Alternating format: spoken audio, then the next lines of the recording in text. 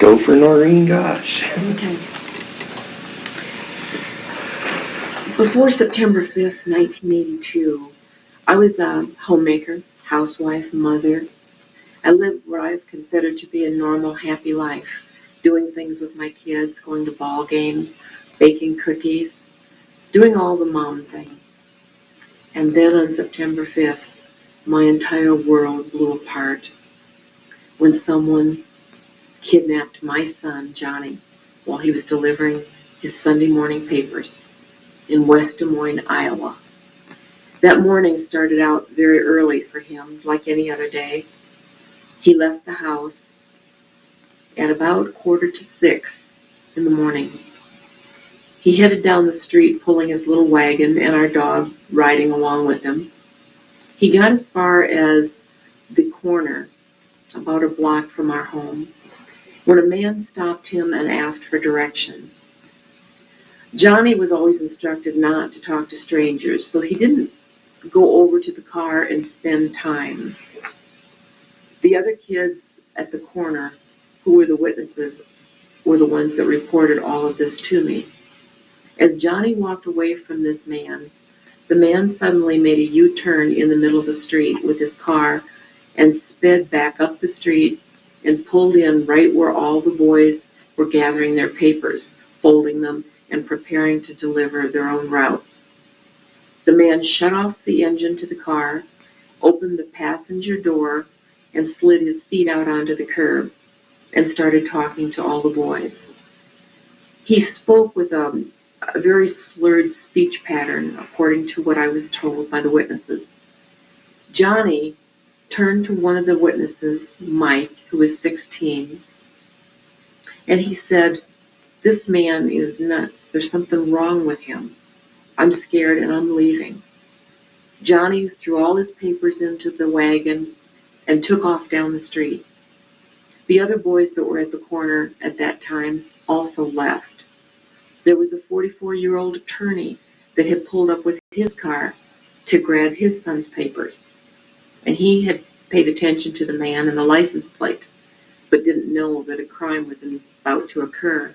And he left.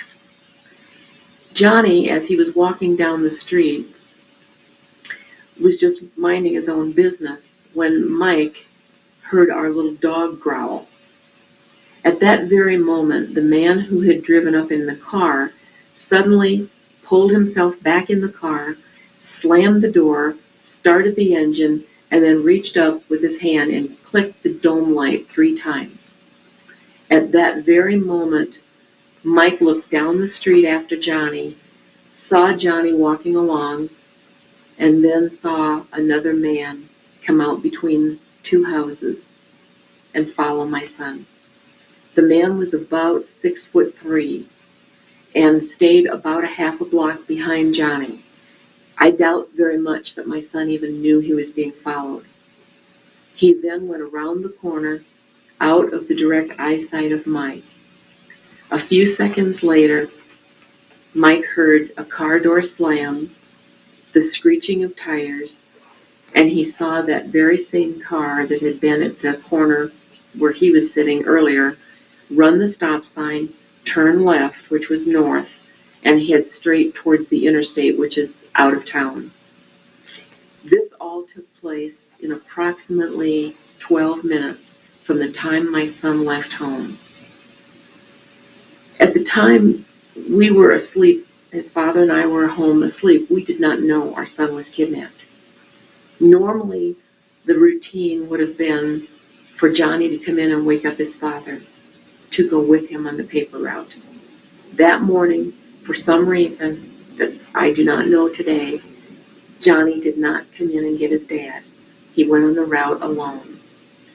That was the only morning in over 13 months of him having the route that he ever did the paper route alone. His dad had always been with him. Our nightmare just exploded. The phone began to ring. Neighbors didn't get their papers. Johnny's father, said, "I'll go and help him. He must be just running late." He left the house, came roaring back in the driveway a few minutes later and said, "Call the police immediately. Johnny's gone. Somebody took him." His wagon was sitting up on the street corner, full of papers. Not even the bundle ties had been cut. I called the police and reported that we had a missing child. It took them 45 minutes before they ever showed up at our home. In that 45 minutes, I got busy on the phone and I called for my other two children to come home. One was working at a pancake house. The other was at college in nearby town. And I knew that it was serious. I knew we had to gather our family together. I called friends all around town, asking them to begin to search for my son. I called the Des Moines Register district manager for our area, Johnny's direct superior. She came over to the house and brought the names of all the boys and everyone that would have been at that paper drop site that morning. I called every one of them. By the time the police got to my home, I had a full description of the man, I had a description of the car, a partial license plate number, and every detail that every witness could remember. When the police got there, I filled out the missing persons report and signed it, and the cop looked at me and said, "Did your son ever run away before?" And I said, "He's never run away, period. Why would you say such a thing? Didn't you just listen to me when I told you what the witnesses had said?" And he became a little disgruntled, the fact that I would even utter a question or a statement like that. And he said he had to go back to the station. He left our home, and it was now about 8:30 in the morning. We did not see another representative of the police department until 3 in the afternoon. We were on our own. We organized search parties. We had contacted the media. We asked for help from the public. Thousands of people came forward in West Des Moines and formed search parties and searched the state parks, searched cornfields, searched everything around the area where one might think a violent crime could have occurred and perhaps a body might have been dumped if Johnny had been murdered. At one point, 20 of the searchers came back to the house, furious, angry. They came to the door and said, "I thought you wanted help." And I said, "I do want help. What's wrong?" And they told me that our police chief showed up at one of the state parks, drunk, got up on top of a picnic table, and shouted through a bullhorn, a loudspeaker, for everyone to go home because Johnny Gosh was nothing but a damn runaway. That police chief is no longer in office. His name was Orville Cooney, and he was shamed and had to leave office and was later arrested for shoplifting. So his character was not anything of a sterling nature to begin with. But that was the first big red flag that took place on our case. The fact that the police weren't going to look. We were on our own. At that point, I thought, well, the FBI is supposed to come in on the case. They always did on the FBI story with that from Jim Zimbalist Jr. So I called the FBI office. They did send 2 agents to my home. They sat at the table slurping down coffee and explained to me that they would not enter the case because basically they had no crime. And I looked at them and said, "I have no son. What are you going to do about it?" And they said the police chief had told them that this case did not require the FBI and they were not to be in the case. Day turned into night and into the next day and into the next night with nothing but confusion and absolute turmoil. Our phone rang every 15 minutes, day and night. We had tremendous press coverage. All of the local stations began to show Johnny's picture, and the news began to spread throughout Iowa and to other states that a young boy had been ripped off the street. Still, the police were still waiting 72 hours to act. And I can remember walking into the police station and asking the police chief that if there had been a bank robbery, would they have called it runaway money for the first 72 hours, or would they have begun to work on it? Well, he didn't have an answer for me, but did ask me to leave the station. At that point, I knew that no matter what we did, it would have to be our own efforts to find our son, that we were not going to get the help from the police. So I began doing a thorough search, calling people, asking for recommendations for a private investigator. I got several names, and within a week or two, I was already out interviewing private investigators to take the case. One man did agree to take the case, and we brought him to Des Moines and began to do the preliminary things to start an investigation for a missing child. The second day that the man was on the job, he was going to set a surveillance at the site where Johnny was kidnapped at the same time of the morning, to watch local traffic and cars. 2 squad cars pulled up from the West Des Moines Police Department and arrested my private investigator and tried to charge him with vagrancy for just sitting there. I could see that they weren't going to accept the idea of a private investigator on the case either. So I went to the police chief and I said, if you're not going to work on my son's case, that's your choice. But step aside because I am.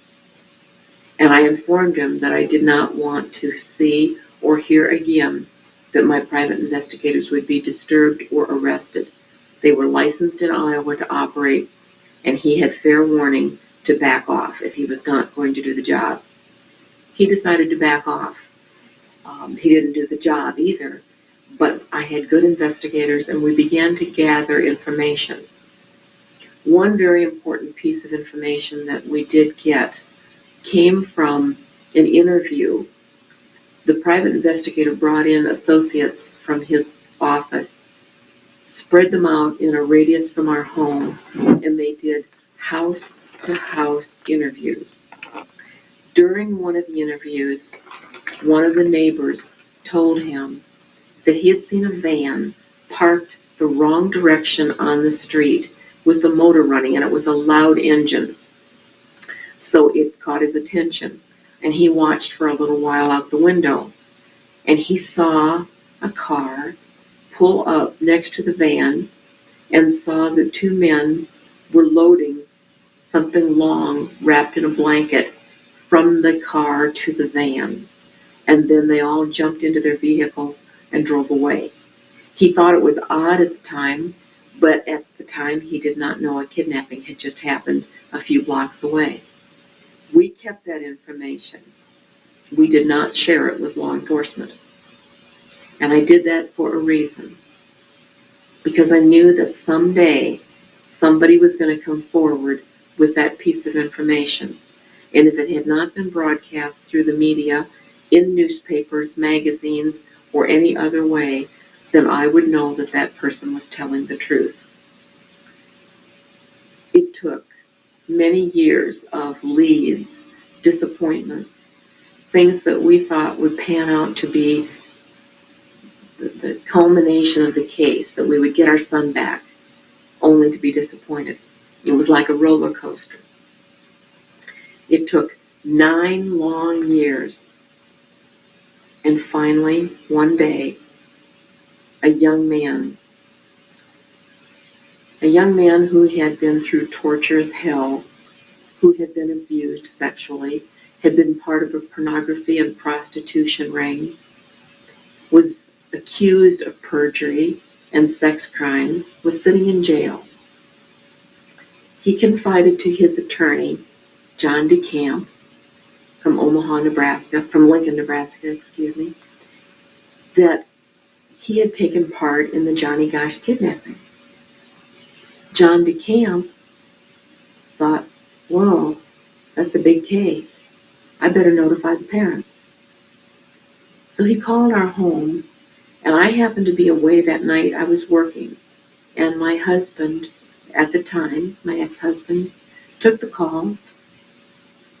He went to Omaha, Nebraska to visit with John DeCamp and to meet Paul Benassi.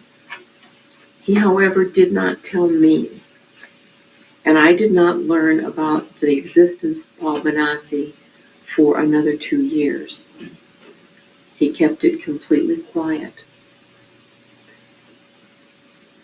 When I did find out about Paul and had the opportunity to hear his statement and to read the diaries that he had kept, logging all of his experiences, including the kidnapping of my son, Paul made mention of the fact that they had a van parked a couple of blocks from the kidnapping site, and that van was used to transport Johnny's body to a location in the state of Iowa, and that the body had been transferred from one car to this van. And that is the piece of information that the neighbor had seen and shared with our detectives. And I knew then at that time that Paul Benassi was telling the truth, because that piece of information had never been repeated, had never been shared with anyone. It was kept in our files for our own information only. And what transpired from that situation, when I was finally told that Paul Benassi existed, it was my shock that no one believed him. I went to our police department. I went to our FBI. They said he was a nut. They said he was not credible. They said that he had multiple personalities due to the programming, mental programming, and the abuse that he was put through or claimed to have been put through, and that not one word of his statement could be taken as fact. I had not ever met John DeCamp until many years later, but during the time that Paul Benassi was being disputed constantly, he never wavered from his story. What he said about Johnny's kidnapping verbatim remained the same after 11 long years. The kid was not lying. A lot of times when people manufacture things, they do not remember what they said to whom, so they trip themselves up. Paul didn't do that. If Paul did not know the answer to a question that you would ask and when you were interviewing him, he would say, "I'm sorry, I don't know that." But if he did know the answer, he would tell you the truth, and that would be the statement that he would use every time he would be asked that question. He never changed even a word.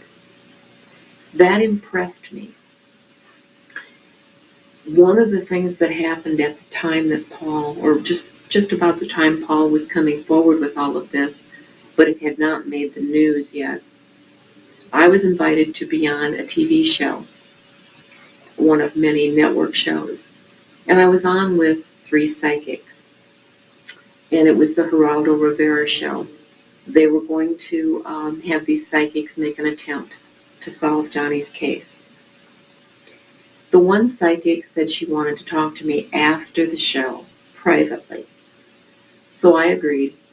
She came into my dressing room and she said, "I didn't want to say this on the air because it's just for you. There's a young man that's going to be coming forward with the truth about your son. And it's going to involve a long, long investigation. But he is telling the truth, and you should listen to him." I didn't reveal to her that I already knew about Paul Benassi. But it was interesting to me that this psychic would pick up on this information and be able to tell me anything.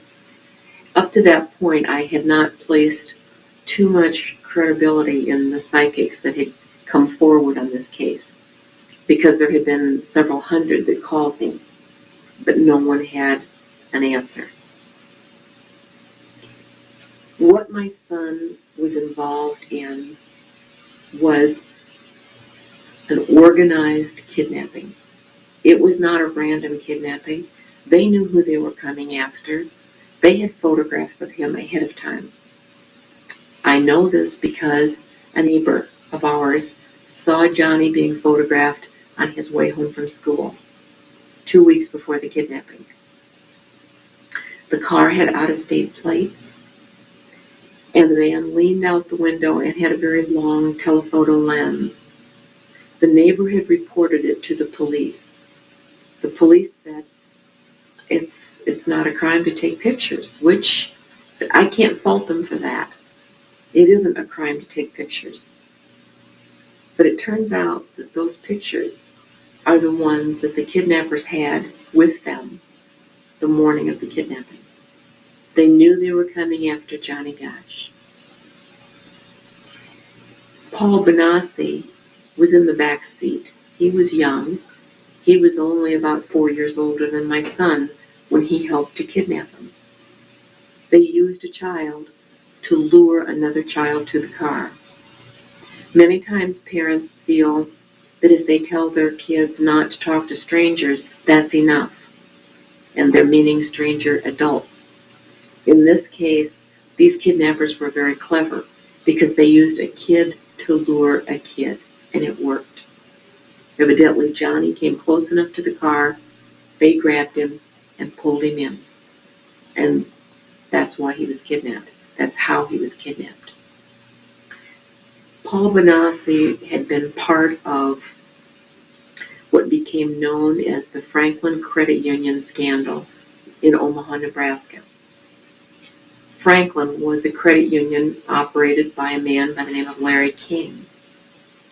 Larry King was a fast-rising star in the Republican Party, but he also had quite an appetite for sex with little boys.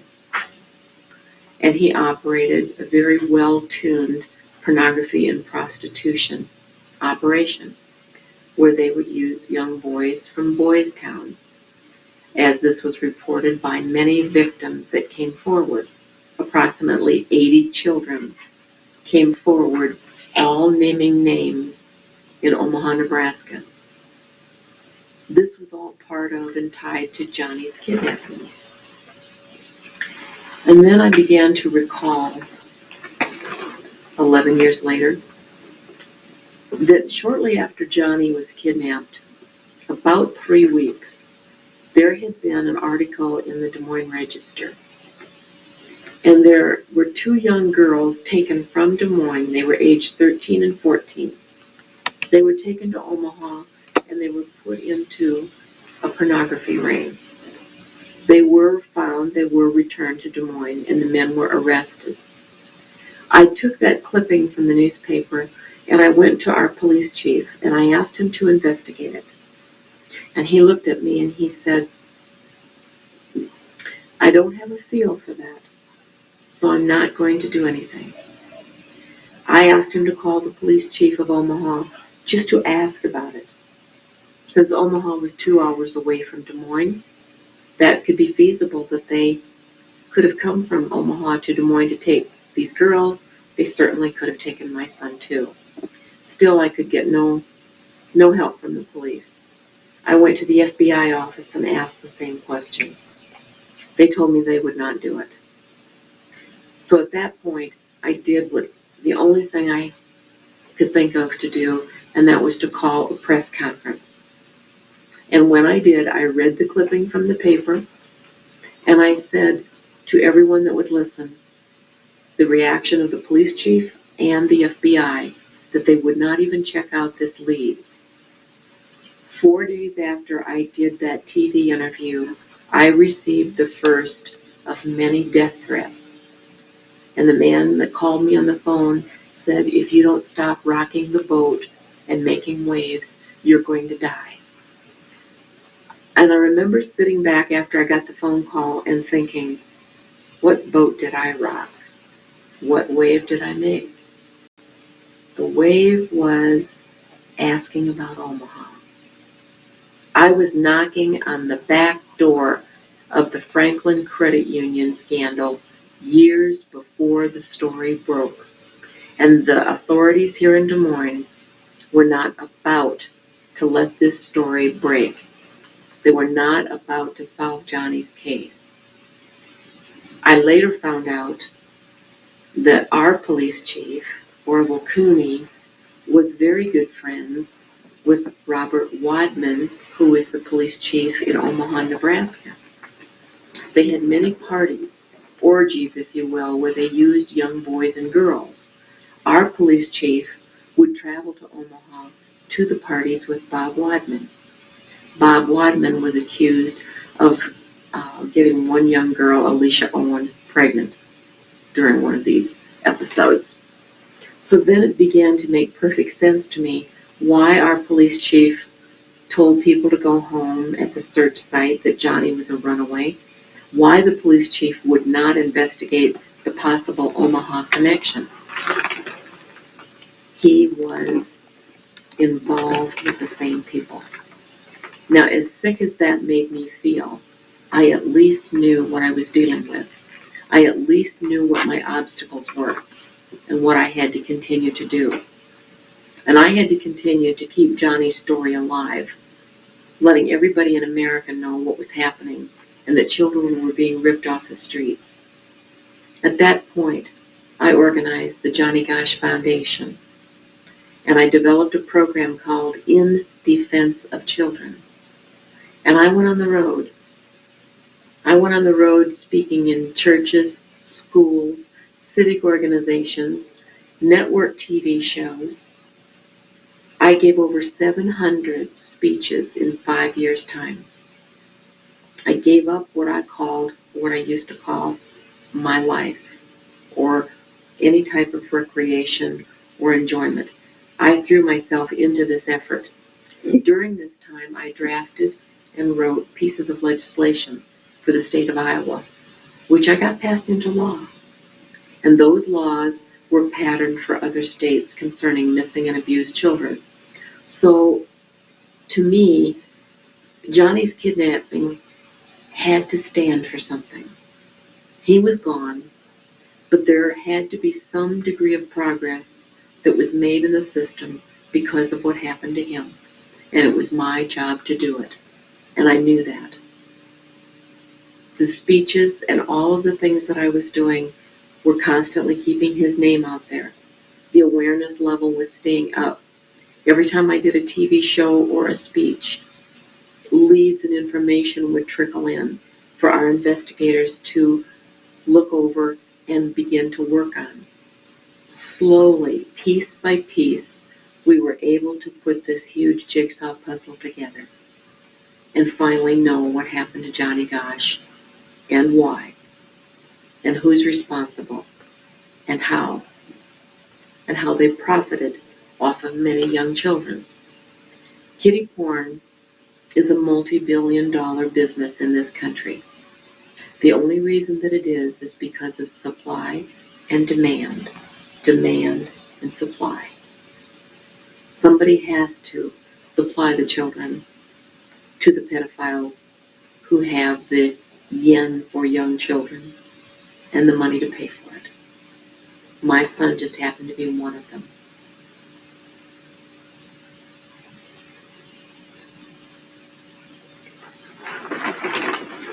You asked me a question. What you're doing, if I'm going along and I'm doing it, and if I haven't included everything, if Ted speaks up and says, Jump right Mary, in. I want this too. Yeah, no. That's Yeah. not going to hurt anything. No, you added it up. Okay. So if you see I'm not getting all of what you want, jump in so we can get it. Okay. Okay. Let me know. Oh, we're already going. You might want to turn a little bit more towards the TV set with your shoulders. Yeah. No, try it back the other way. Yeah. A little bit more towards Ted. Yeah. Okay, now bring your head this way. Oh, ain't that special? Okay. So yeah. That was very few times I let people tell me this many times what to do in a row. Okay. George can tell you that. We're rolling. Okay. The FBI from day one refused to investigate this case. But the thing I think that appalled me and amazed me most was that after Paul Benassi had come forward and identified the fact that there was a van parked on another street. After we had learned this in the neighborhood search that our private investigators did, the FBI, when it was presented to them, still said that Paul Benassi was not credible and they would not investigate that aspect of Johnny's case.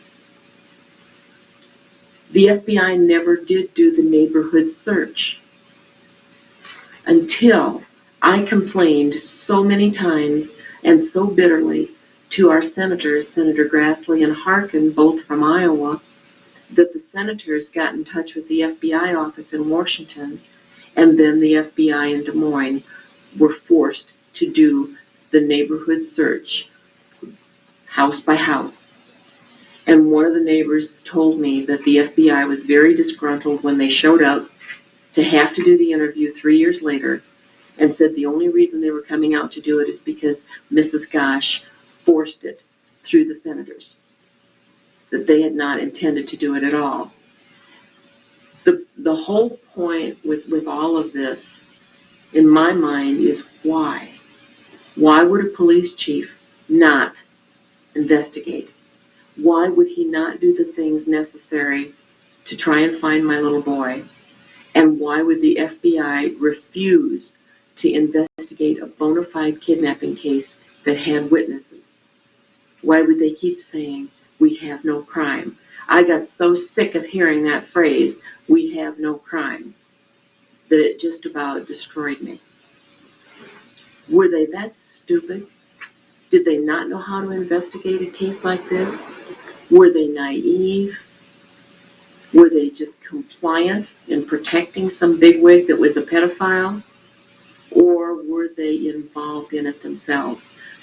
Those are the questions that I've had all these years, and I have formed my own opinion as to why I think they did not investigate my son's case properly. And I believe that it is the last in his involvement. A few months after my son was kidnapped, approximately 6, there was a young boy kidnapped on the way to school. He was a high school kid, and he was driving an Eldorado Cadillac. And the kidnappers used the kid's cell phone to call the parents and tell them that they wanted a ransom demand of money. The FBI sent in many agents to Des Moines. They had the kid back within 36 hours. The next day, the FBI came to my home to gloat at how well they did the case. And Special Agent Herb Hawkins, who was in charge of a 5-state area, led the team as they came into my home. And he said to me that they really had to work on that case because there was a human life at stake. And my reaction was, well, what do you think my son is? Don't you think his life matters? And Herb Hawkins said to me, and I will never forget this, he looked at me and he said, Mrs. Gosh, there's something you don't understand. The other family, they're very wealthy. They're very prominent in Des Moines. We had to search for their son because they just are more prominent people than you are. Mr. Hawkins had no idea, but he did me a favor that day because he told me what the story really was. And I don't remember doing this, but I evidently picked up a coffee cup full of hot coffee, and I hurled it across the room, and the cup and the coffee missed Herb Hawkins' face by about 1/4 of an inch. At that point, he said, I can see that you're distraught. Is there anything I can do for you? And I said, yes, you can get the hell out of my house. Don't ever come back. If you're not going to investigate my son's case, then step aside because I'm coming through. I will find out what happened to my son, regardless of whether you accept the information or whether you don't. I will at least know before I die. Okay, what about the Johnny Gosh Foundation? Tell us about that and also the laws that you had passed. More details on the laws. Okay. Johnny was missing only about a month when I decided to form the Johnny Gosh Foundation.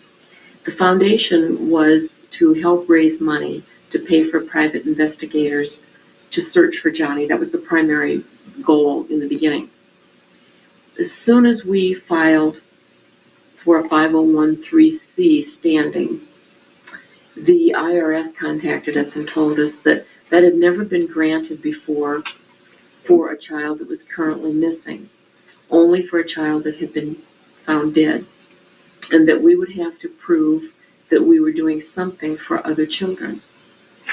And we were put on a 2-year probationary period, which we passed with flying colors, because it was during that time that I drafted the first piece of legislation called the Johnny Gosh Bill. That bill provided for any family who had a missing child to get an immediate investigation started. No more waiting 72 hours, no more dragging the feet. The FBI would be called in and the investigation would start immediately. That law passed, and within 1 month after the governor signed it into law in 1984, the second newspaper carrier from Des Moines, Iowa, Eugene Martin, was kidnapped in the very same manner as my son. He'd started out on his route, and 2 men grabbed him and threw him in a car, and off they went. Same scenario, same people. The other pieces of legislation that I facilitated in getting passed were laws that pertain to sexually abused children and the ability for them to testify before video cameras instead of having to relate what happened to them in open courtroom in front of their assailant. We passed a number of laws in 1 year that all had components to the sexually abused child, and we called it the Children's Bill of Rights.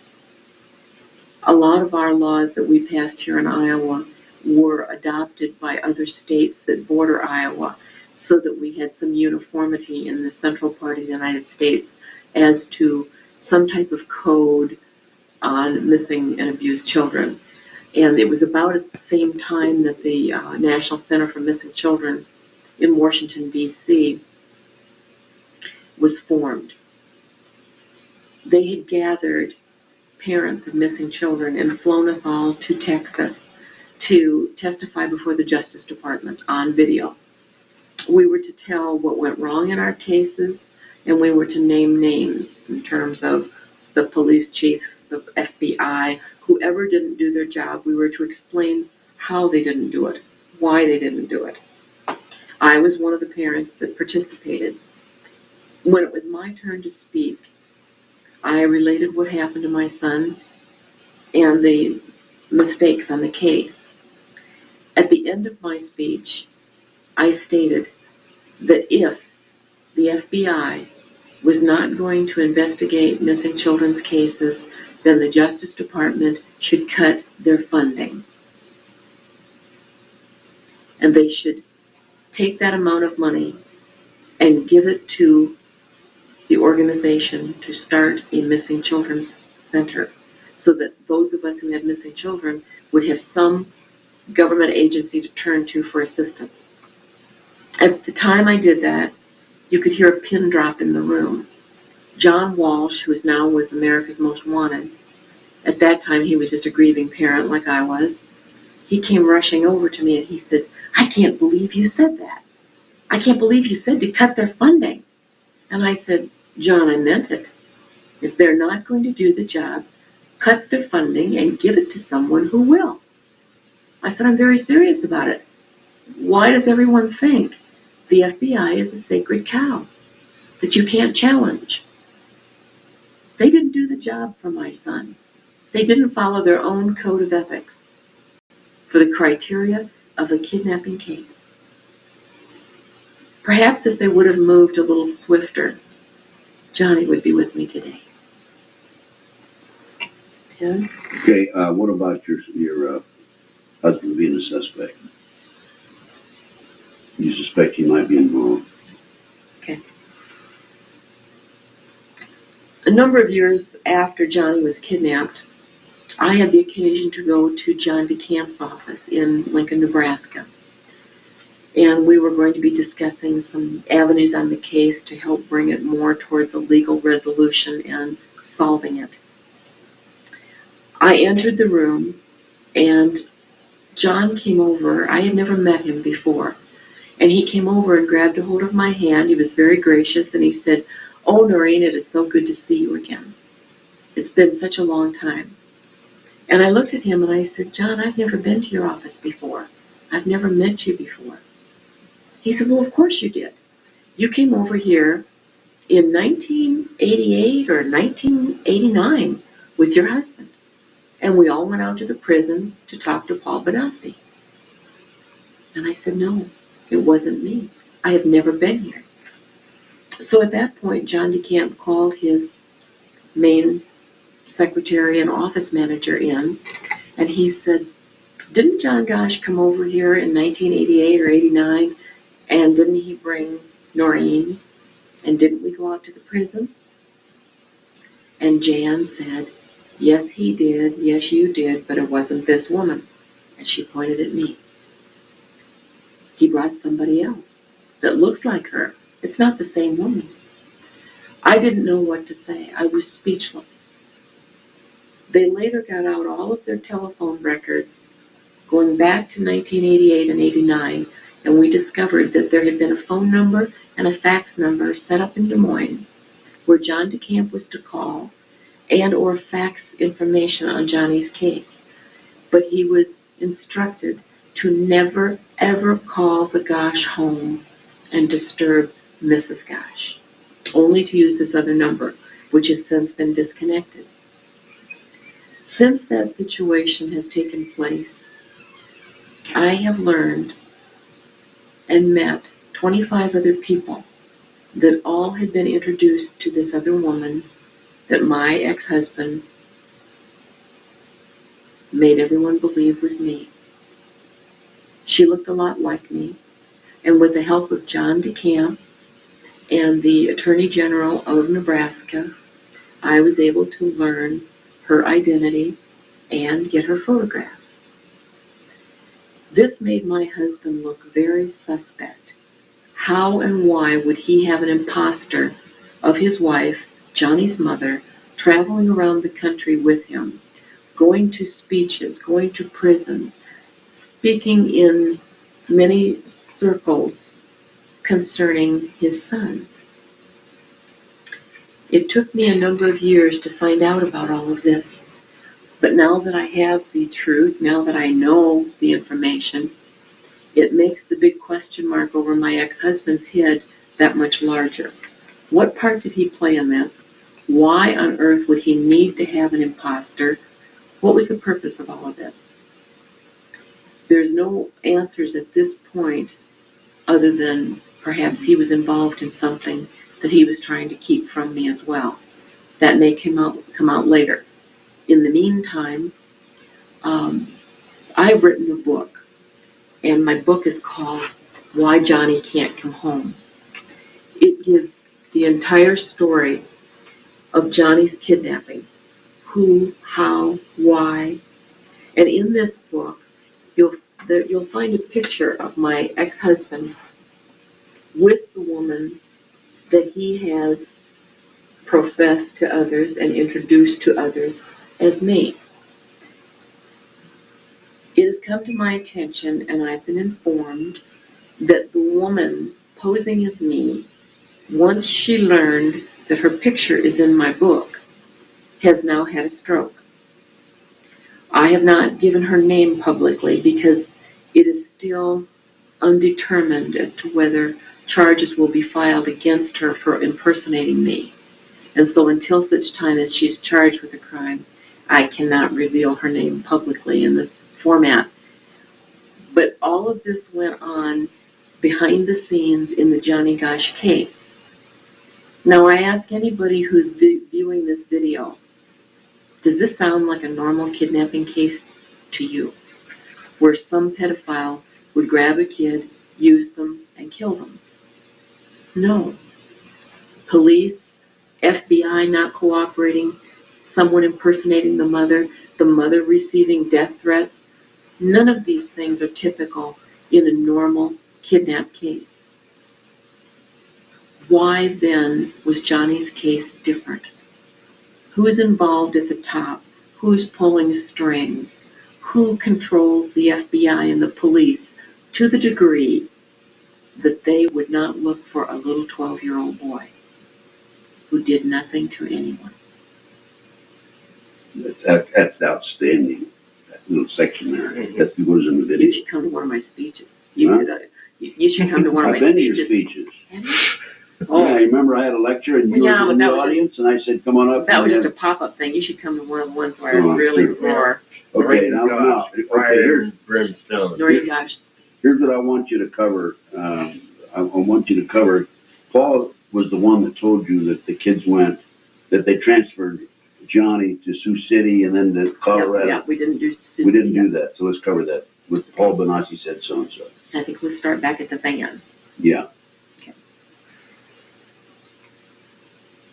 At the time that we learned from Paul Benassi, who was confirming the fact that there was a van parked on the street with the motor running and a body was transferred to it, or something long wrapped in a blanket was transferred to the van, and Paul identified that situation as Johnny's body being moved.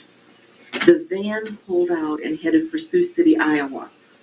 The other vehicle that was involved also left the area, and they all rendezvoused at a farmhouse outside of Sioux City, and it was on the Charlie Kerr farm.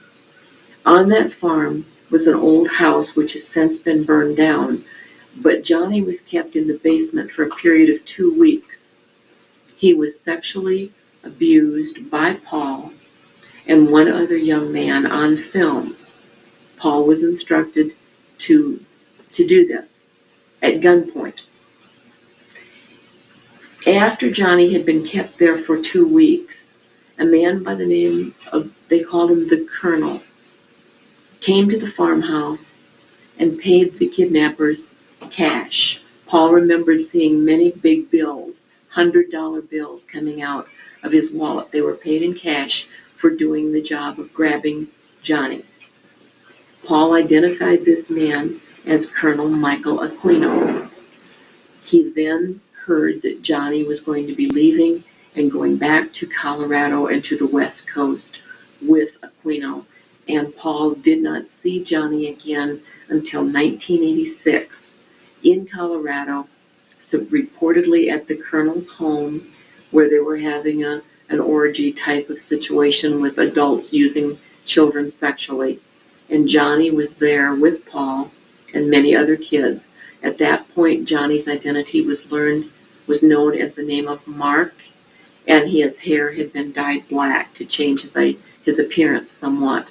And Paul then, as I mentioned, lost track of him for a period of years.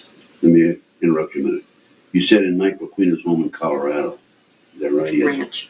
Okay. It was a ranch. We want you, yeah, because everybody can say, well, there's no credibility here, because I know he doesn't have a home in Colorado. He's got a home in San Francisco, you know what I mean? Okay. Paul Benassi reported to us that the ranch that they were taken to in Colorado belonged to the Colonel, and he referenced and referred to the Colonel as Colonel Michael Aquino, and that it was at this ranch in a remote area somewhere up in the mountains is where they had the parties, and all of these people would come where they know that they could use young children. Paul stated that the kids were also flown all over the United States to different parts of the country wherever there was a wealthy, well-heeled pedophile that wanted a boy of a certain description. This was quite common to move the kids around a great deal. Okay. How about Paul? Now, how about Johnny come to visit you? Okay. In December of 1996, I was invited to Los Angeles to be on the Lisa Gibbons talk show. I had been on there several times before, and this particular time, she had me on with a group of other mothers who had lost their children, and it was right before Christmas. And she asked if we wanted to give a Christmas message to each of our children if they were still alive. I looked at the camera and I spoke directly to Johnny. And I said, Johnny, if you're still out there and if you're alive and you're getting this message, I'll help you in any way I possibly can. I still live in West Des Moines. I've divorced your father, and my name and address are listed in the phone book so that you can find me. Contact me and I'll help you. I then flew home, and it was approximately 3.5 months later, in March of the year 1997, when someone started knocking at my door in the middle of the night. And it was a consistent knock. They kept on knocking and pounding at the door. I went to the door, and I lived alone, and I would not have normally opened the door at that time of night. But I looked out the little security hole in the door, and I could see 2 young men in the hallway. The hall lights were on, and I could see the facial features of one of the boys, and he looked like Johnny. And I said, who's there? And he said, it's me, Mom, it's Johnny. So I let them in. The one young man that was with Johnny did not talk. He kept very quiet, and he would not give me his name. It was a very emotional reunion because I had not seen Johnny for many years. But when he came in, I thought he was home to stay. I thought this was his return. And I said, you're going to have a safe place to stay. I said, let me call somebody that can come here tonight and give us some legal advice and some help. And he said to me, I can't stay. You don't understand. It's not safe. And I said, you wouldn't be safe if I stayed. They'll kill me.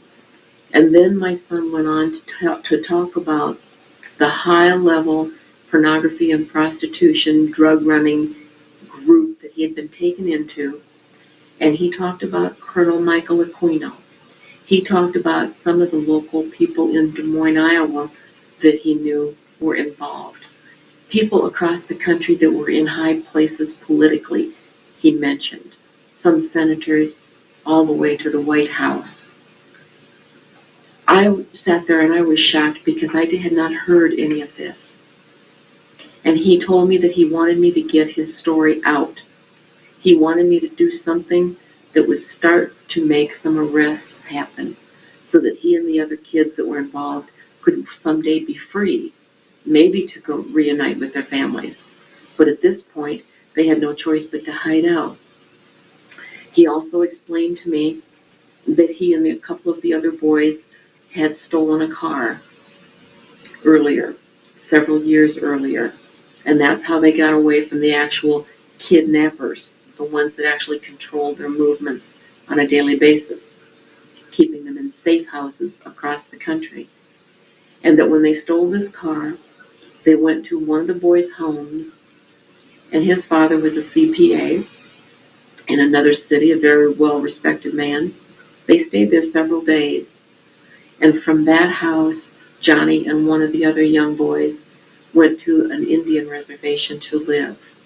And Johnny ended up living on many Indian reservations in seclusion, disguising himself, making himself look like a Native American during that period of his life. And he did that to avoid being found. He went to an Indian reservation to avoid being apprehended, if you will, by authorities, because it's a sovereign state. They knew they'd be safe on an Indian reservation. He remained there until publicity again started to reach a high level nationally concerning his case. Then he left the last Indian reservation and has gone on to remain in hiding in other places of the country. During the time that he did remain on the Indian reservation, he fell into probably another form of control, another form of crime level. And many of the kids that are taken into this type of crime will not ever ask for help. They won't go to their parents. They won't go to police for help because they've been forced to commit felonies. While my son was here with me during our visit, which lasted about 2.5 hours, these are many of the things that he related to me. The hows, the whys, many of the details. He did not, however, tell me the intimate details of the type of abuse that he received. I knew that it was sexual, and I think that he did not want the embarrassment for himself and the hurt for me to have to hear it.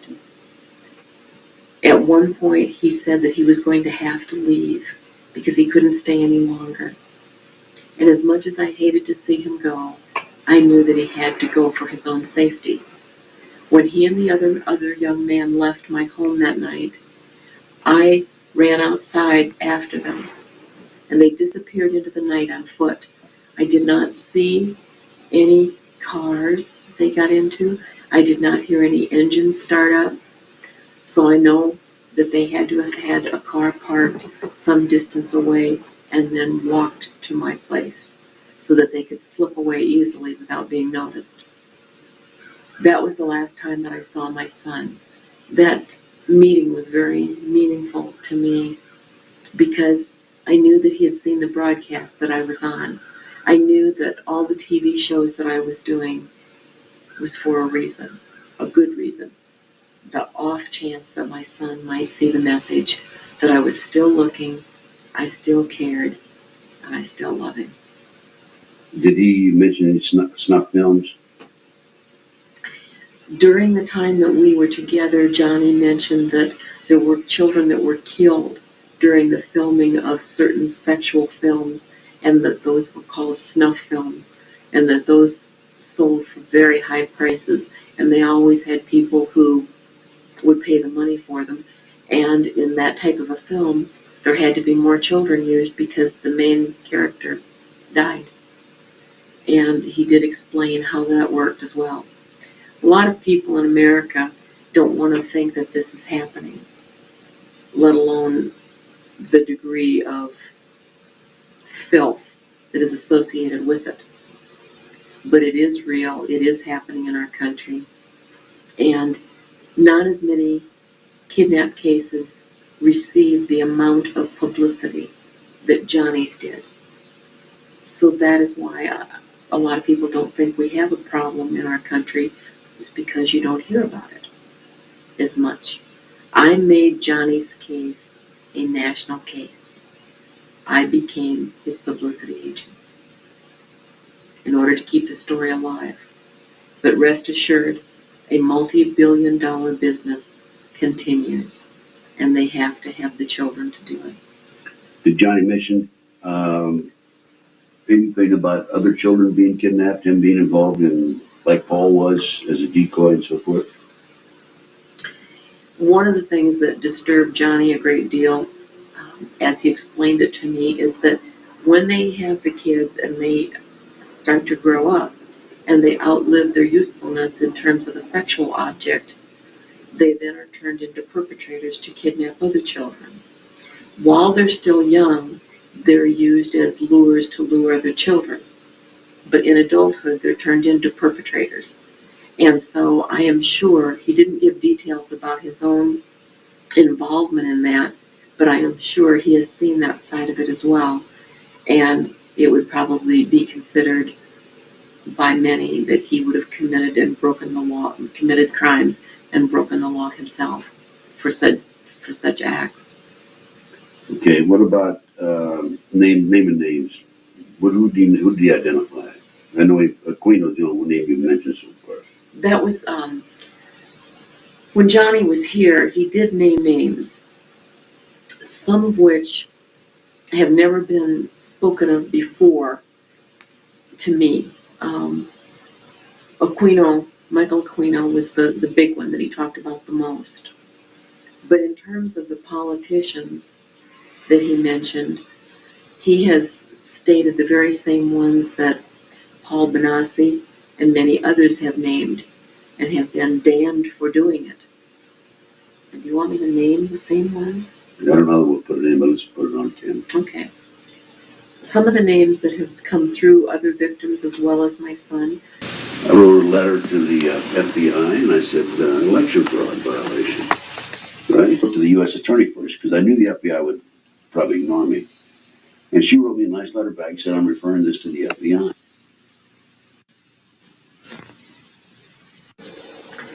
How did they know Johnny was going to be alone that morning?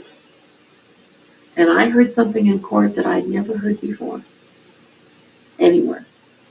Paul Benassi straightened up in the chair, and he said, well, they made prior arrangements with Johnny's father.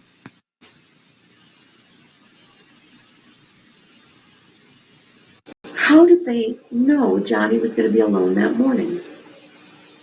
And I heard something in court that I'd never heard before, anywhere. Paul Benassi straightened up in the chair, and he said, well, they made prior arrangements with Johnny's father. I was blown away. Well, see that I about fell off my I chair was in going to the ask you courtroom. about that. Yep. And that's important, and that can all go in this section.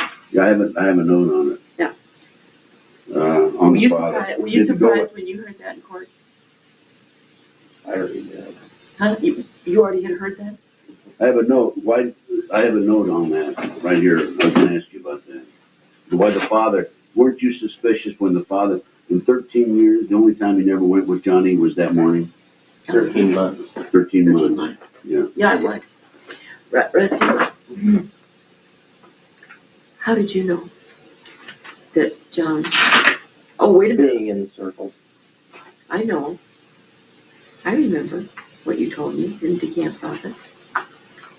Do you remember? Because you also said it on a radio program, and I've got the tape. You're lucky to have the tape, because he never got me one. What about Soda? We didn't. I've got the tape put away. We didn't mention Soda's name either. No, we didn't talk about Soda, but we can. Yeah. Rusty, when he was shown a picture of John Gosh with no labels on it or anything in DeCamp's office, remember? Checked it out. George pulled out the picture, Mm-hmm. and he says, do you know this guy? And he held up John Gosh's picture. And Rusty says, yeah, I met him in Larry King's office. He was at Mac, Larry's office. He was over at Mac, and the Max, and he was also at Larry King's office. Yeah.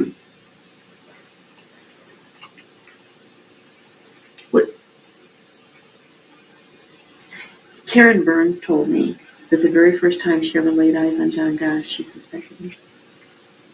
Yeah, your husband. Mm-hmm. Yeah. Was he participating in all the parties too? Did he go to those in Nebraska? Did you ever see one? That many of the parties. I tried to avoid those like the Mm-hmm. But in your circle of talking to people, did you ever hear of him going to those parties? Because he was gone all the time, Rusty. Yeah. He'd leave on Sunday morning. He wouldn't get back till Saturday night. Mm-hmm. And then he would get his laundry done, pack up, and he'd leave again. He would never tell me where he was staying. I never had a phone number or an itinerary Part of the network of where to reach him. Yeah. Have we got new film in there? Is it running? Yeah. Oh, God. Okay, all right. Hey, that's the best stuff. Let's go with it. Go. I figured we got this much done. Okay. In 1999, John DeCamp called me and asked me if I would come to Omaha, Nebraska. In 1999, John DeCamp called me and asked me if I would come to Lincoln, Nebraska to testify in a federal court hearing for Paul Benassi. Paul Benassi was going to file charges against Larry King for his own abuse that he received at the hands of Larry King. It would be one of the first times the victim was able to do this in a federal court. I testified about Johnny's story, what happened, but then the most interesting thing started to develop when Paul testified. The judge asked Paul to relate the entire story about Johnny's kidnapping. Paul told every detail of how Johnny was kidnapped, why, for what purpose, the fact that he was taken to Sioux City, then sold into this ring. The judge then asked Paul, how did the kidnappers know Johnny Gosh would be alone that morning on the paper route? And Paul Benassi sat straight up in the chair. He looked at the judge and he said, prior arrangements were made with Johnny's father to be sure that Johnny would be alone on the route that morning. I was sitting in the courtroom. I had never heard this before in all the years of the investigation, and I about fainted. The other key question that the judge asked Paul Benassi was, why did they pick Johnny? What did they want him for when there's so many runaways to choose from? And Paul Benassi said, Johnny fit the criteria of what they were looking for in a victim, someone to use in this manner. After the judge ruled in favor of Paul Benassi in this federal court ruling by Judge Urbaum, which awarded Paul Benassi damages in the amount of $1 million, the judge also stated in court that he believed that Paul Benassi was telling the truth about his own abuse and that of the kidnapping of my son Johnny. To me, this meant new information and a new focus for the investigation. I traveled back to Des Moines and I made an appointment with the police department and the county attorney. I presented them with the information about the federal court ruling, Paul Benassi's testimony about Johnny's kidnapping, and they looked at me and they said, well, I'm sorry. We simply do not accept Judge Urbaum's ruling. We do not feel Paul Benassi is credible despite what the judge had said. I then went to the new governor of Iowa, Governor Tom Vilsack, who had taken office several months before. I approached him because I know he has the power to force the law enforcement to act. Tom Vilsack, Iowa's governor, stated that neither kidnapping of Johnny or Eugene Martin, the two newspaper boys from Des Moines that are missing, were any of his concern, and that I should take up my problem with the Department of Public Safety. That's the message that he gave me. He was not concerned. In Iowa, the Department of Public Safety does a lot of things. They place traffic lights at busy street corners. They do lots of other things, but they don't do kidnapped children. But the governor wasn't interested. This is, again, the reaction that I got when the evidence was given to these men. I would ask the question again, is it utter stupidity? Do they not understand how to do an investigation? Is this investigation, these crimes, so far out of their league, they don't know what to do? Are they protecting someone who is high up in our government? Or are they involved themselves? Or is this all four? It's a multiple choice question. Think about it and you choose. What has happened here is a travesty. It's a horrible miscarriage of justice. And the tragedy of two young boys being ripped off the streets should never have been allowed to happen. And even though that it did, there should have been a much better investigation after this new evidence, especially after this new evidence was reported. Did the police ever investigate the Martin case, Martin kidnapping? When Eugene Martin was kidnapped in 1984, they brought... 6 months after after Johnny. No, it was 2 years. 2 years, okay, start again. 2 years after my son was kidnapped in 1984, Eugene Martin, another paper carrier, was kidnapped off the streets of Des Moines. At that kidnapping, the FBI they were called in. They brought in 22 agents from Quantico, Virginia, to investigate the case, something they didn't do for Johnny. They did aerial searches, which they wouldn't do for Johnny. They brought in dog teams, which they didn't do for Johnny. All of the things that should have been proper investigation for Johnny and wasn't done, they did do for the Martin boy. I don't understand why there would be such a difference, except that there was a public outcry. The citizens of Iowa raised the roof at two kids being kidnapped. When it was just my son, there was not that public outcry, and I don't understand why. A few months before Paul Benassi was kidnapped, or before Eugene Martin was kidnapped, a man called me by the name of Sam Soda. Excuse me, go back. Start again, say a few months before Johnny. A few months before Johnny was kidnapped, a man by the name of Sam Soda, a private investigator locally, called me. He wanted to meet, and he said that he had information that there was going to be a second kidnapping in Des Moines. When I asked him where, how did he know this, he wouldn't reveal his sources, but he told me that it would be the second weekend in August of 1984, that it would be the south side of Des Moines, and it would be another paperboy. And I said, well, why are you telling me? And he said, so I could go to the authorities.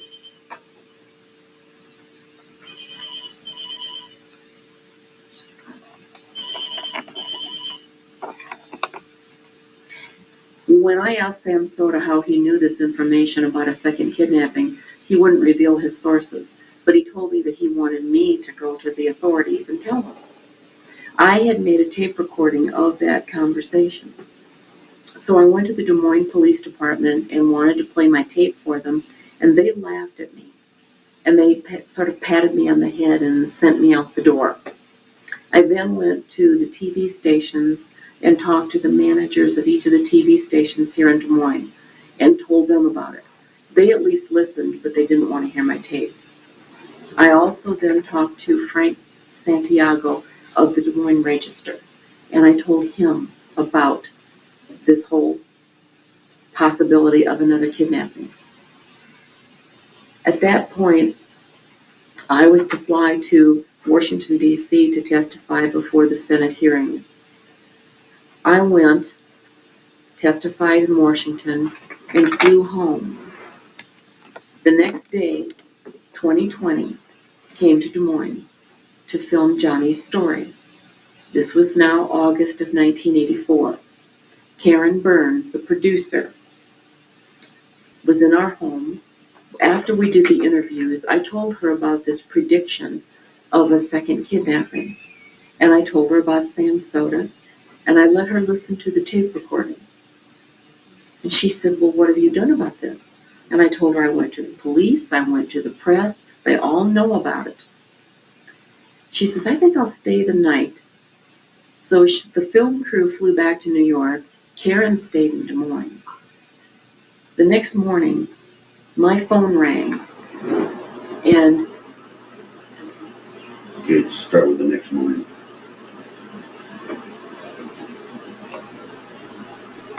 You received that phone call. The next morning,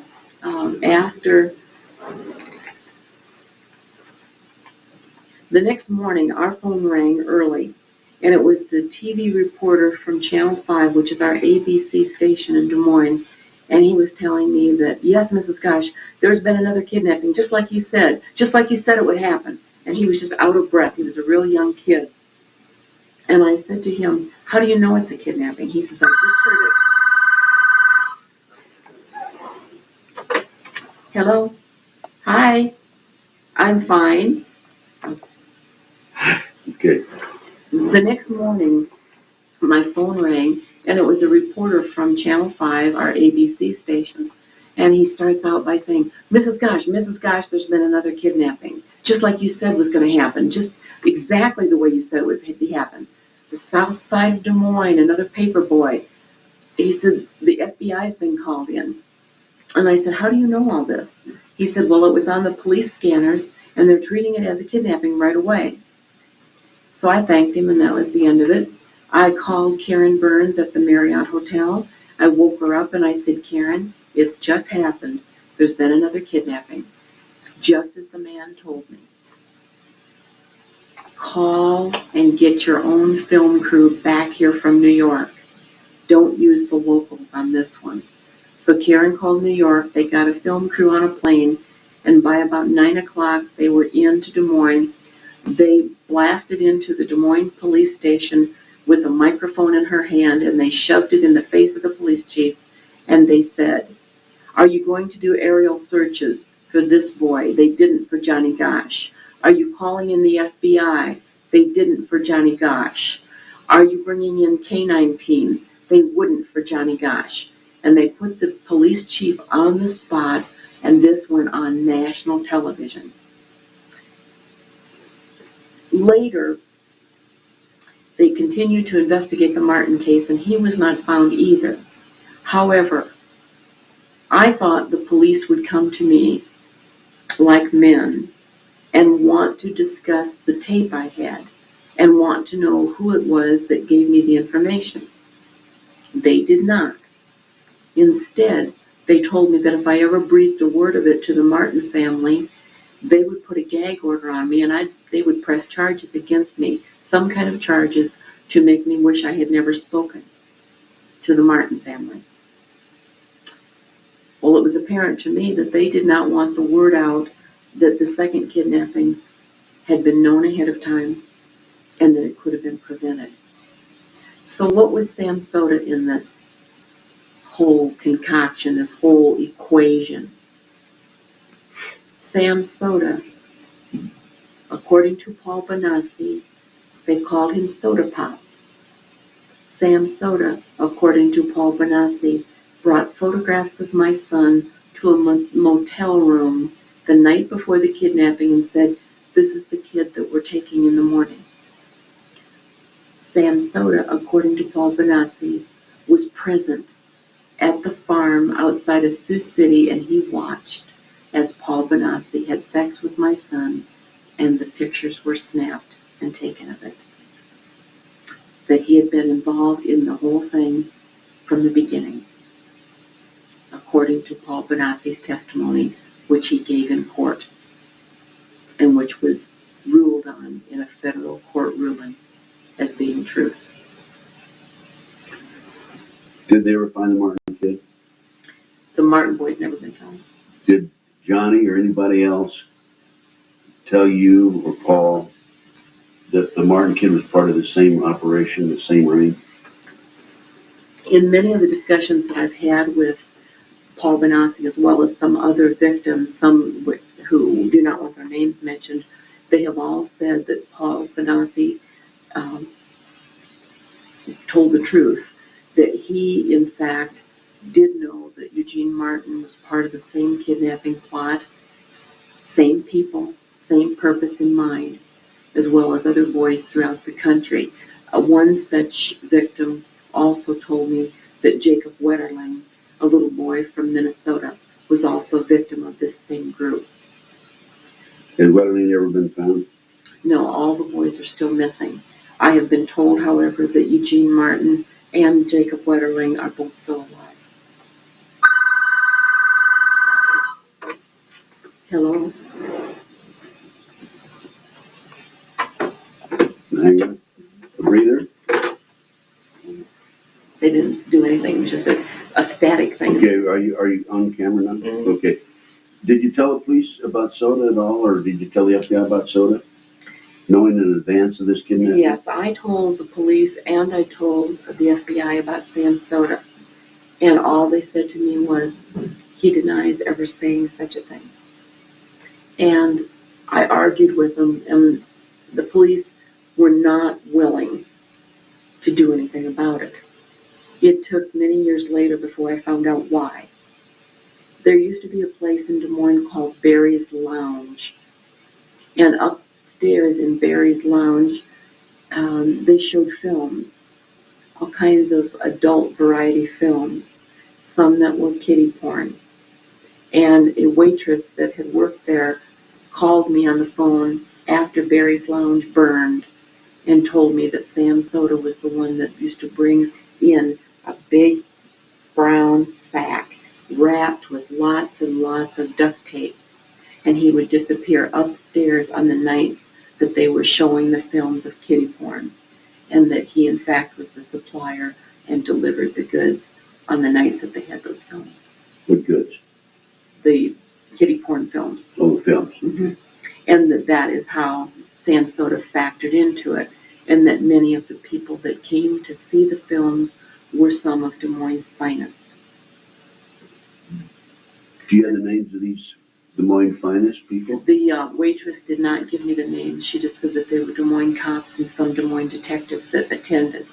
So therefore, when I would squawk about Sam Soda's involvement, there is no way that the police would ever approach him, ever do anything to him, because he was part of it. They were part of it. Did Paul? No, excuse me. Go back. Did Johnny mention to you that these kids were also used in satanic ceremonies? Yes. Forget I asked you that question. Just start. My son also mentioned when he was here that the kids were forced to participate in Satan, and the rituals were more to create and cause the kids to Turn it on. Better turn it on. again. Did Johnny ever tell you about the kids being involved in satanic ceremonies? Okay. When my son visited, he also told me that the kids were involved in satanic ceremonies and rituals in which they did the killing of babies and sacrificing in some very bizarre types of acts. The rituals had a dual purpose. They were also used as a way to traumatize and control the victims as much as the exhilaration, so to speak, of the people that were involved in doing them. They would get a certain hype or momentum going with all of the participants, and they would enter into kind of a different mindset or frenzy in doing these rituals. And he felt that it was a dual purpose of control as well. Did Johnny say anything about where these babies came from that were being sacrificed? The only term that I can recall that Johnny talked about, as well as some of the other victims that I spoke with, they used the term breeder mothers as one. And situations where the babies would not be born in a normal situation where there would be a birth certificate in a hospital. The births were done in a home place, or the fetus would be aborted in a type of miscarriage situation before it would have reached full term. Did Johnny ever talk to you or tell you anything about the other kidnappings where they used these kids that they kidnapped for the satanic ceremonies? Where they used the kid? Did they use them to lure other kids? No, and as victims. No, he didn't talk about Didn't that. say that. Okay. No. So the main thing is they kidnapped these kids in order to put them into the inner circle, use them for sex objects, and then make sure they were blackmailed and never get out. As a way to blackmail politicians or get them under their thumb. Summarize that. Okay. What Johnny said. Okay. From what I was able to learn from my own son and from other victims that I've talked to over the years, is that the kids that were kidnapped and put into the pornography and prostitution end of this horrific crime, they were used to intimidate and to infiltrate a level of our government and officials where they could be controlled and blackmailed for their deeds and acts with children. Therefore, whoever was in control of the children also then had control of that politician. Okay? Good. That's important. Can you think of anything else? Did we miss anything? Rusty, did we miss anything? Rusty wasn't listening. You weren't listening? I am and I'm not. I guess there's sort of. I'm thinking. It's like a wall. Don't pay attention to him. He's the cameraman. Well, I know he's a cameraman, but he was in court with us and all of that, and I'm just it's wondering if there's whenever any... I get into this stuff, it's just like a wall goes up. He closes down. Oh, I just wondered if he thought there was any other details. It's George, all part can you of think the of any other epilepsy details? But... Well, did we miss anything? He told them all about your life. No. Miss anything in your opinion today? No. We covered it all? I think we've covered it all. We got Sam Soda, the judge's ruling, Johnny's kidnapping, Johnny's visit. The book, the foundation. John. And my website is www.johnnygosh.com. Yep, there. Now I can see it. On this website, you'll find information about Johnny's story, the kidnapping of other children, and you'll find a 52-page report based on the investigation by Ted Gunderson on my son's case and the related Franklin Credit Union cover-up. What's the name of the website again? The name of my website is www.johnnygosh.com. And the title of my book is Why Johnny Can't Come Home. This will give you the full story of why children are being kidnapped in America. We can put some headings on that. Yeah, well. And then, those little square things I have in there, Yeah. I'll give you some of those to use because they're real clear. They're easy to shoot. Yeah. And then those other pictures that you want, I'll get those gathered up. And we need to get a good still of Johnny right there. and the Reader's Digest. No. Yeah, and the Reader's Digest. TV Guide, Reader's Digest. It might take me a day or two to Timeline, dig that out because when I got finished. Inquirer. No. Now, listen, don't send the originals. Make copies. I'll make copies. Make good copies. Make good copies. I've got a real good copy machine. I'll make color copies. Yeah. Yeah, I was going to say, if nothing else, bring them to Kinko's and get really good copies. Okay. All right. I'll make a copy of the cover, and then I'll open it up to the page where it shows Conspiracy of Silence, and I'll get a good shot of that. Now, let me ask you another question. Do you have any information as to why Conspiracy of Silence was never aired? The only information I was told, and that Sorry, start again. Oh, it's for the camera. I thought it was No, for the camera. In May of 1994, a film called Conspiracy of Silence was supposed to be aired. It had appeared in the TV Guide, and it was supposed to air this on a certain evening. It was related to me by John DeCamp that the network, the Discovery Channel, received a phone call and they were told to pull it off the air. Yorkshire TV, who filmed this broadcast, also were told that this film was not going to be able to be aired and they were ordered to destroy all copies. I was also told that Discovery Channel was at that point purchased by the Bush family. I don't know that to be true, but that is the report that I was given by John DeCamp.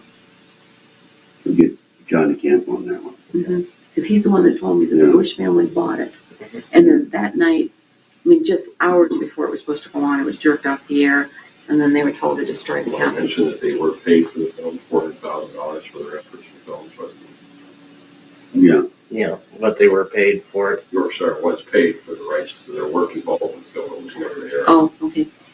Yorkshire TV, as far as I know, were paid $400,000 for their work and contribution in filming, for all the expenses in filming this Conspiracy of Silence.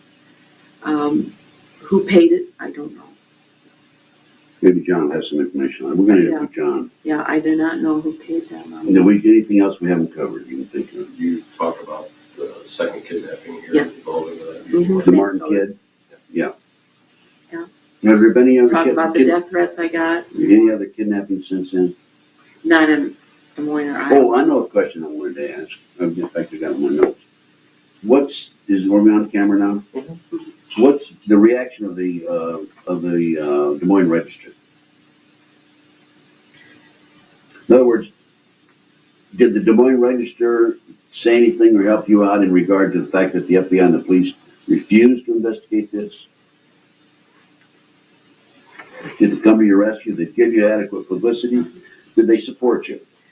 In the very beginning, when Johnny was kidnapped, there was a lot of publicity about Johnny's case, and they reported it fairly accurately. Then about a week or so... The Des Moines Register reported it. Start again. Okay. Instead of saying they reported it, because I'm not going to be on there. Right. The Des Moines Register, in the beginning, gave us adequate coverage after Johnny was kidnapped. Pictures of Johnny and a fairly good story about it. Within a few days, however, the story began to change and it began to be slanted against the family. I received a phone call from a woman who worked in the newsroom. She would not identify herself, but she said, "You need to know this." The editor came into the newsroom and instructed every one of the writers who would handle the Johnny Gosh story to slant all stories against the family. And those were the orders that we were given. She said, I'm a mother, and I can't imagine what you're going through. I'll lose my job if I give you my name, but you need to know what you're up against in this town. The Des Moines Register did start some kind of a reward fund. They collected thousands and thousands and thousands of dollars. Not one penny of it was ever given to either family of the Martins or me, but instead, someone decided at a much later date to give the money to a runaway shelter. So none of the money was used ever for John or Eugene.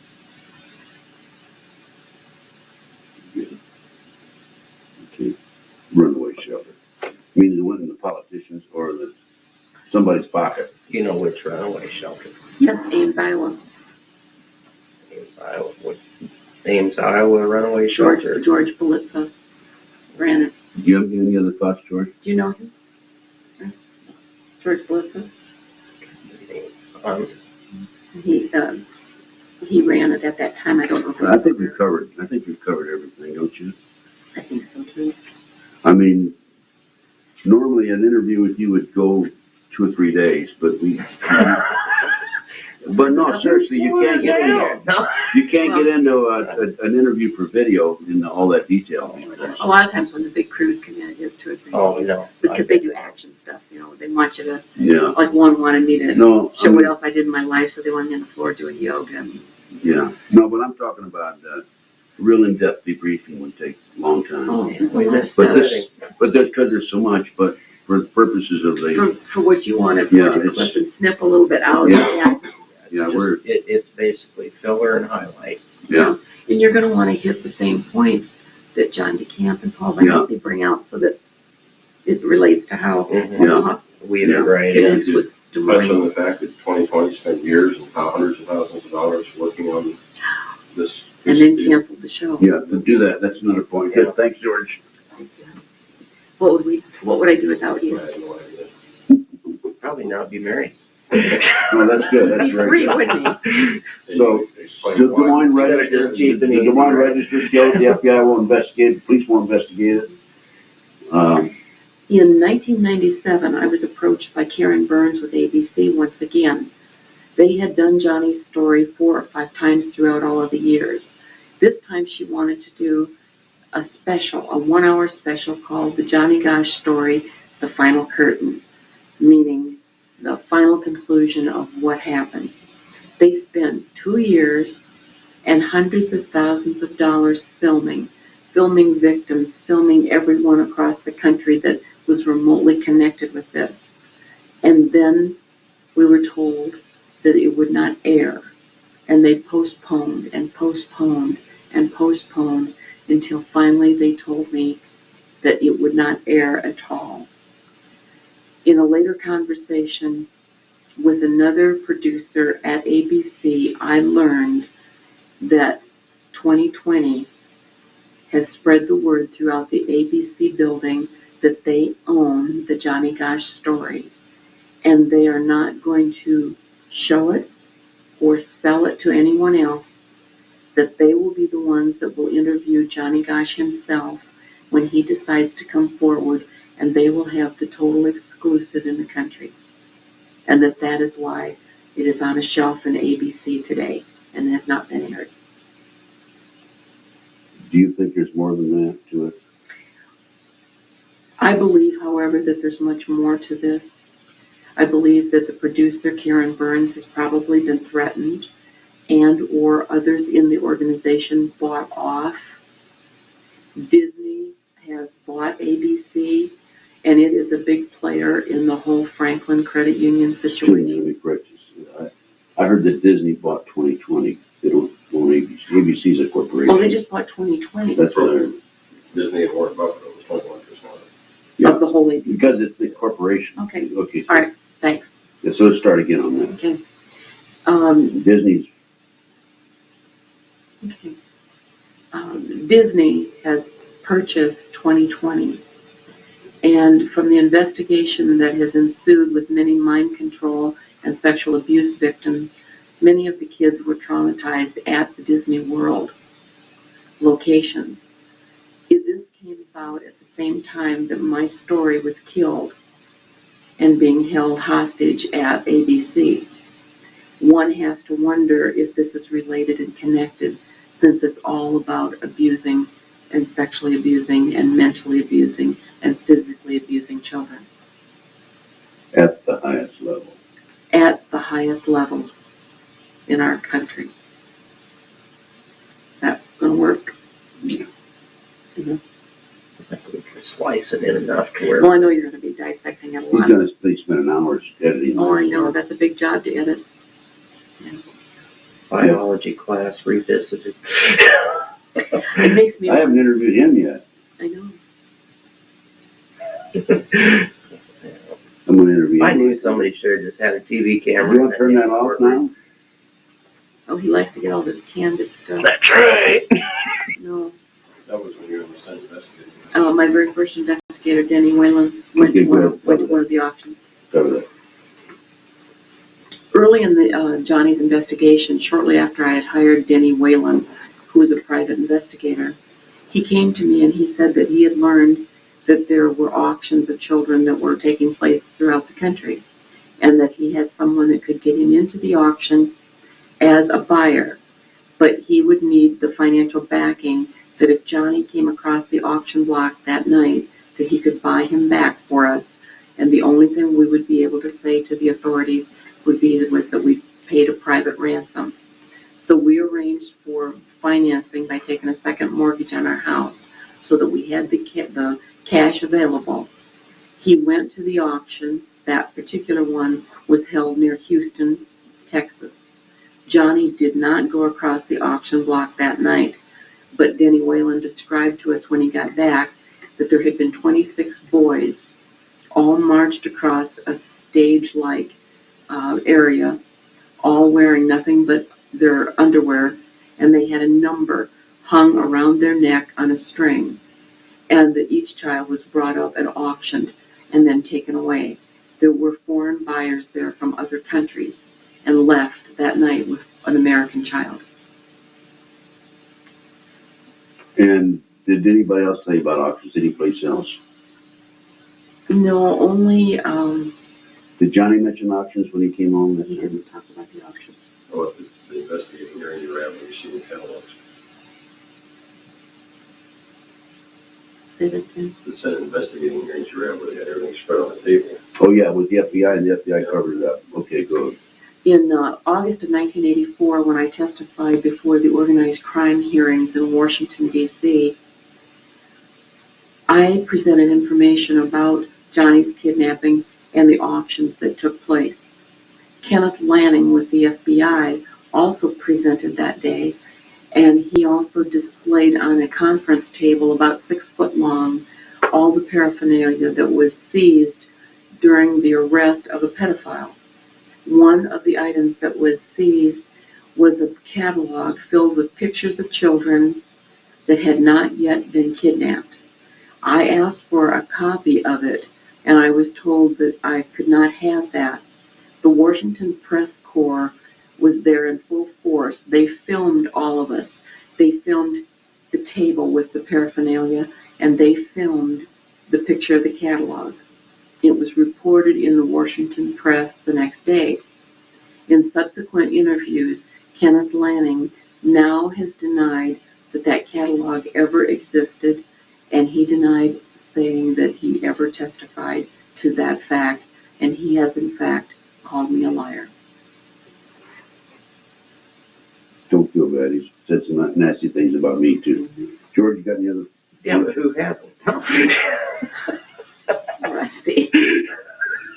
They're traveling with a little. Listen to what George said. I don't know for sure what you've done. Guess what they have out in the car?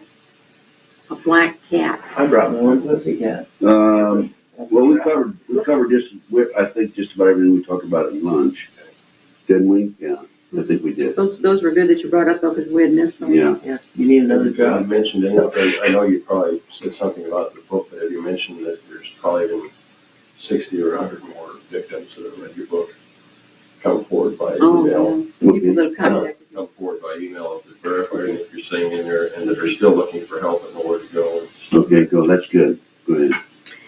Since the time that my book has come out, which was just a year ago, the amount of victims that have contacted me through emails or letters or phone calls, victims of this same sexual abuse and the mind control, wanting help, not knowing where to turn, the memories of what they have experienced are coming back to them. They feel isolated and afraid and want to know where they should go, what they should do to try and bring their lives back together. Many of them are about the same age as my son is today. Some are older. This crime has existed for many, many decades. It is nothing new. They have been so sophisticated in the way that they have orchestrated this type of crime and to the level that they have in this country that the average citizen finds it not only difficult but impossible to believe that it could ever happen. Any other thoughts? Points? How many of these victims? We've had about 66 or 68 contact us since the book came out. Are these what you call survivors? Mm-hmm. Yep. Some, a lot. Do you have their names? Some of them I do still have their names. Some of them didn't ever want the names go publicly. Some of the names I gave to Ellen and Sue just as a point for somebody to contact to or contact with. And both Ellen and Sue told me that they had such a full plate in their life they didn't want to talk to them. Yeah, what we really need to do with those names is gather them up. Gather them up and let them network with each other and then help each other on their own research. That's what I do when they call me. Yeah. I receive a lot of calls like that too. We're trying to get maybe some type of a chat area or chat room on the website that would be for victims to go into. Yeah. The problem with that is you get all kinds of people who get into it. Yeah, true. Weirdos. And it's got to be monitored somehow. Or, well, when they call me, I just put them in direct touch with each other by phone or by email, whatever they have. Yeah. And I have a drawer that is nothing but survivors. So if you can get those to me, I'd like to have them. Okay. Most of what I've received, the major portion of them were emails. Yeah, that's all right. Any way that at least I'll have a. In fact, there's one gal that's right outside of Seattle that writes to me quite often. She's had a horrible life. Terrible. Yeah. Well, I just have them all in one place. I don't know if I'll ever use them or not or be able to help them, but eventually maybe we will. You know. Yeah. Anything else, George? You can think of? Rusty, anything you can think of? I was just kidding about you not listening. Thanks. Wish me luck. Paul told me about it. They were auctioning kids off in Toronto, Canada, and also Las Vegas. I had heard about Toronto and Las Vegas through Paul, but I didn't know about the place out there. And also, I've got the name of an investigator who attended.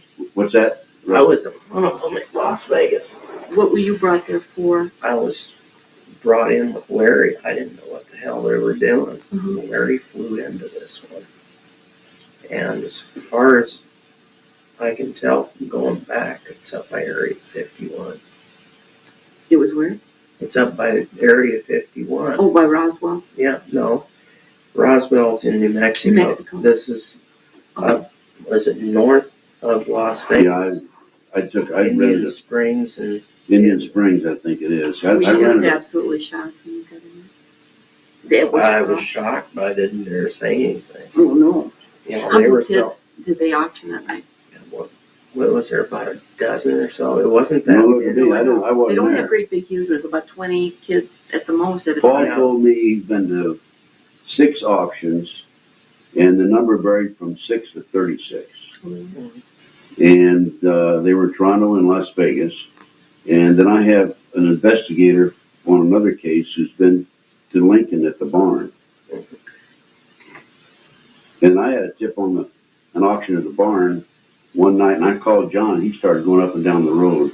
And I was told later by a source that the deputy sheriff's radio dispatcher is into the satanic movement And then when the call went out, check on this barn, they dispersed the auction. Mm-hmm. There's supposed to be a huge compound off of 80 West, just Mhm. west of Lincoln. Yeah. With surveillance cameras looking so they can see who's coming, armed guards into the garden gates and Yeah. some satanic type deal.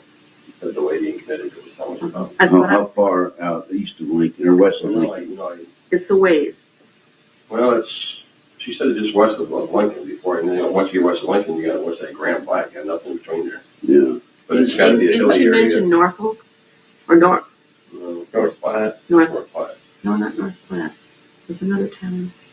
I've had survivors send me maps. You know, I'm a one-man army, I can't do It's it. huge, Yeah. there's a big one in Pennsylvania, and Mhm. I've got the one in Pennsylvania, I've got a map. this one's in Nebraska, it's off I-80. Yeah. And there's even, somebody was telling us that the first rest area or something after Lincoln is the gathering point where they pick them up, take them, and then get from that rest area to the compound they just drop off on the interstate. Mm. Was the first one after, one of the rest areas right after Yeah. Lincoln. Sandy was telling us that, Gary found that out. You're right, it did come from Sandy. She said that one of the rest areas there was a dropping point for. It's big. Yeah, you need to talk to Sandy. Yeah. I think it was Sandy. Let me get through this first. And my 3 books. Well, I meant if you want some of her stuff for this tape. With Might Sandy. Kira Dory. Oh, I'm going to talk to Sandy, yeah. We'll talk to her in January. Yeah. Definitely going to talk to her. At Let's get out of these people's lives. at this auction that you went to, did the kids, who were some of the buyers? Just There was a Jewish guy, I think 3 or 4 Middle Easterners, and a couple American business people. Was this in Lincoln? Las Vegas. Oh. when they bought the kids, what were some of the prices they went for? Do you remember? 15 to 50,000 plus. Were they all boys, or were they boys and girls, or? It was mainly boys, but there were a couple girls in it that were, a little bit older. Were the kids all drugged into submission by that point? From what I can tell you. I mean, kind of a daze, so they didn't act out or try to get away or get bizarre. Yeah. He talked about it, Mm-hmm. A lot. Everybody's talked about Aquino. The fact that his ex-wife or somebody's been, what's her name, Linda Blood's been calling and trying to. We didn't talk about the fact that Linda's been calling me, or did call me asking me if I was sick yet. I don't know if you want to include that or not. Sure. Go ahead. He's over there. Go ahead. She's a troublemaker, but, Oh, she is. Prior to my book being finished, and then shortly after it came out, I started receiving phone calls from Linda Blood, who was reportedly a former girlfriend of Michael Aquino's. And the opening of each conversation was the same. She would always ask me how I was, and I'd say fine, and she would say, "Are you sure you're not sick yet?" And I would always say that I was fine, which I was.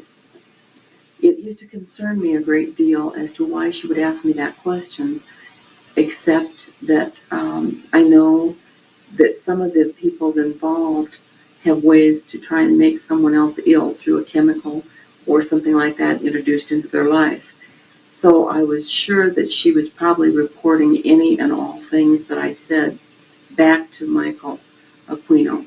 I have no way of proving that, but eventually the phone calls did stop, but I did receive quite a few for a period of time. you have thoughts, George? Rusty, anything more? I was just wondering when George was going to start hosting his own TV show. As the world turns with Noreen Gosh.